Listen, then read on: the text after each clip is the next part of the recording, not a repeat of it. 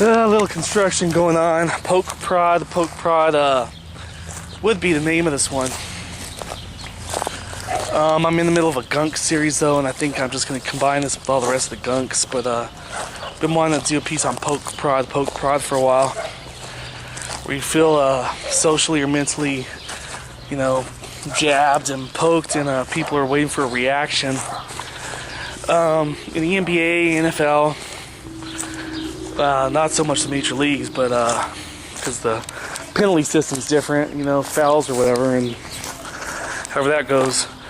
Quite often, the guy that retaliates in the NBA, you know, someone's elbowing you and they're doing it on purpose, and the ref doesn't see it, and the other guy pushes the one that just got elbowed, you know. And then you wind up with the technical foul. And the same thing with the personal fouls in football. You know, someone slaps you on the side of the head, and referee turn around and sees the retaliation. You grab him by the face mask or whatever. And you know, I'm trying to get on my feet over here. And in May of 2011, I might be graduating with a bachelor's. And I've tried to stay straight and narrow during the tough times. I've written 7 novels over the last 7 years. Posted more than 500 music videos to YouTube, and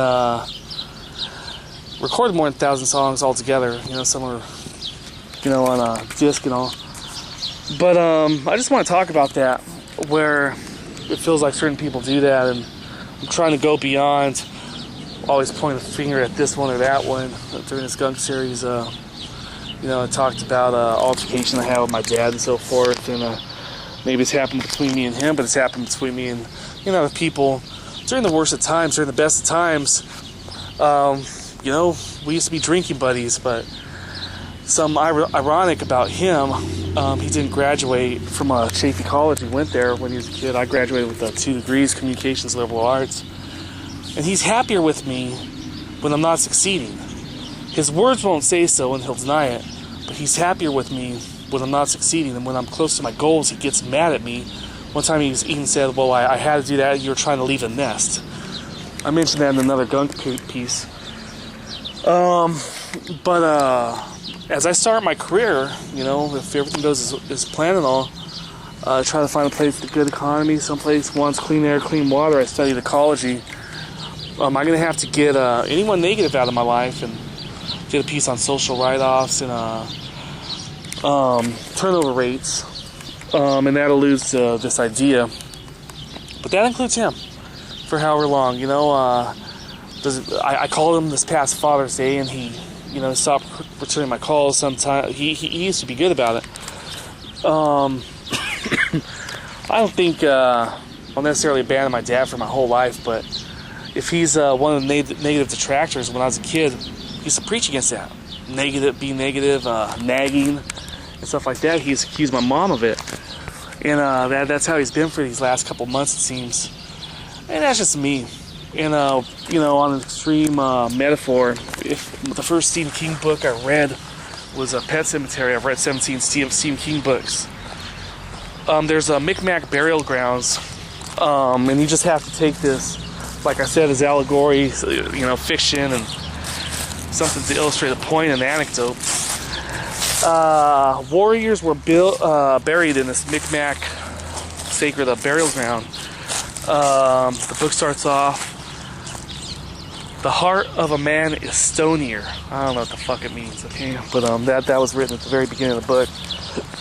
And supposedly you achieve immortality. You get buried in that ground out there, and then you come back and resurrect. You come back to physical life. At some point, the land went bad, you see. The land went bad. And the people came back as zombies. You know, nothing in the head. And I think relationships are like that.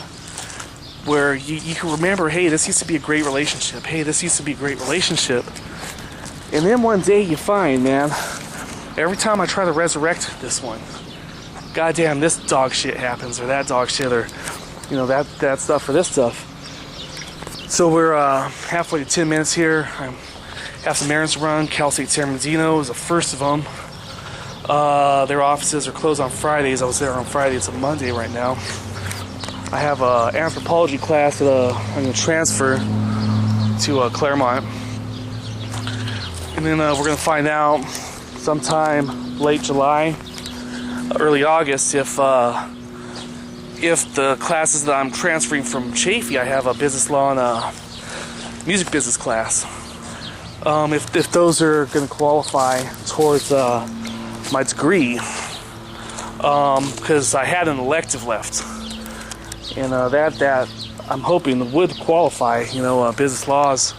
Hey, it pertains to ecology. You got to understand about torts, and some of the case studies had to do with Exxon, and when you're in environmental law, for example, in court cases, you have to prove two things: actus reus and mens rea. Actus reus is the guilty act. Mens rea is a guilty state of mind. It's Latin. You have to do that in everything except for hazardous waste and wild animals. If you're careless or negligent with hazardous waste or wild animals, you don't have to prove a guilty state of mind. You're going to do some jail time. Yeah, they tie in together, at certain points. Then I got to go to Smart Final and get some food. At some point later this month or early next month, I have a few $1,000s that my sister has saved. I had her take out $100 a month so that it's become an actual savings.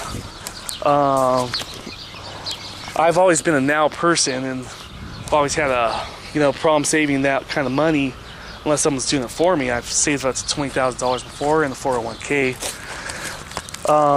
So I had my sister try to help me there. The economy in California is crazy, and we'll see what happens with the savings and all. Hopefully it'll be used prudently. What else we have?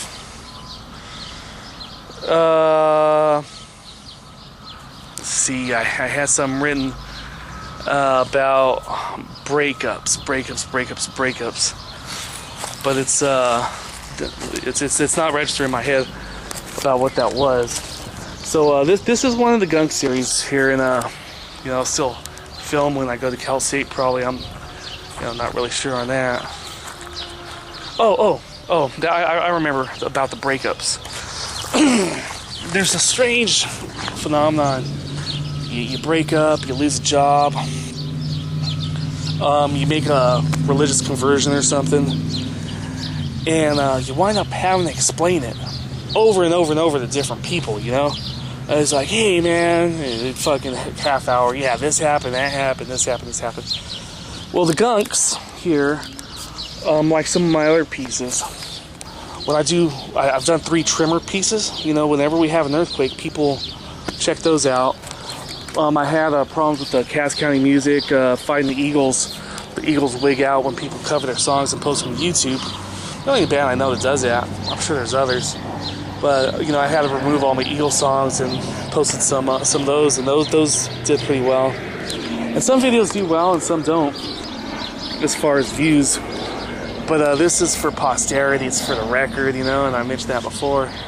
But it's also for the reason about when you go through breakups or, religious conversions. This is not a religious conversion, but it's a transition in life. Once I get my bachelor's, hopefully, I'll be pulling my weight, in the middle class, and I haven't forgot my mathematics and calculus, trigonometry, whatever, and hopefully I can be measuring parts per mole, right?